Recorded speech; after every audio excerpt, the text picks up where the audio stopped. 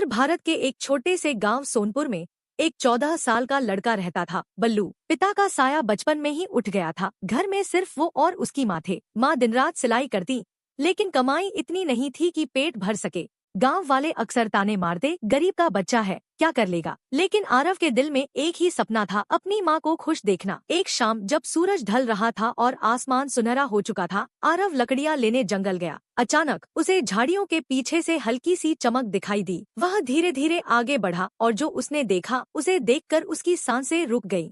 एक सुनहरे पंखों वाला पक्षी जमीन पर घायल पड़ा था। उसके पंखों से हल्की रोशनी निकल रही थी। आरव डर सकता था, भाग सकता था, लेकिन उसने ऐसा नहीं किया। उसने धीरे से कहा, डरो मत, मैं तुम्हारी मदद करूंगा। वह पक्षी को घर ले आया। माँ ने पहले मना किया, बेटा हमें खुद खाने को मुश्किल है। लेकिन बल्लू बोला, माँ यह भी भगवान की बनाई हुई जान है। उन्होंने पक्षी का इलाज किया। 3 दिन तक बल्लू उसकी सेवा करता रहा। तीसरी रात आधी रात को कमरे में अचानक तेज रोशनी फैल गई। बल्लू की आंख खुली। वही पक्षी अब हवा में तैर रहा था और इंसानी आवाज में बोला, बल्लू तुमने बिना लालच मेरी जान बचाई। मैं स्वर्णपंखी हूँ।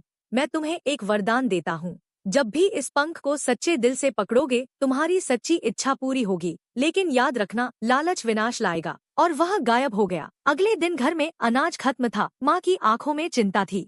आरव ने पंख हाथ में लिया। हे भगवान, बस इतना दे दो कि माँ भूखी न सोए। तभी दरवाजे पर दस्तक हुई। एक व्यापारी आया। तुम्हारी माँ की सिलाई शहर में पसंद आई है, ये अग्रिम पैसे हैं। माँ की आंखों में आंसू आ गए। गांव का अमीर आदमी भैरवदास, उसे पंख के बारे में पता चल गया। वह बोला, मुझे वो पंख दे दो, लाखों दूंगा। आरव ने साफ मना कर दिया। भैरवदास के मन में लालच जल उठा। एक रात भैरवदास ने पंख चुरा लिया। वह हंसते हुए बोला, मुझे सोने का पहाड़ चाहिए। अचानक आसमान काला हो गया। तेज तूफान आया। सचमुच सोने का ढेर गिरा, लेकिन उसी के नीचे उसका महल टूट गया। वह मलबे में फंस गया।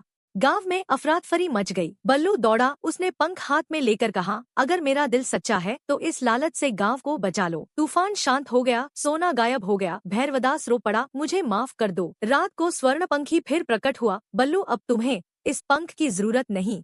तुम्हारे अंदर की सच्चाई ही सबसे बड़ा जादू है। पंख रोशनी बनकर आसमान में उड़ गया। साल बीते। बल्लू पढ़ लिख कर बड़ा आदमी बना। उसने गांव में स्कूल खुलवाया। माँ गर्व से उसे देखती थी।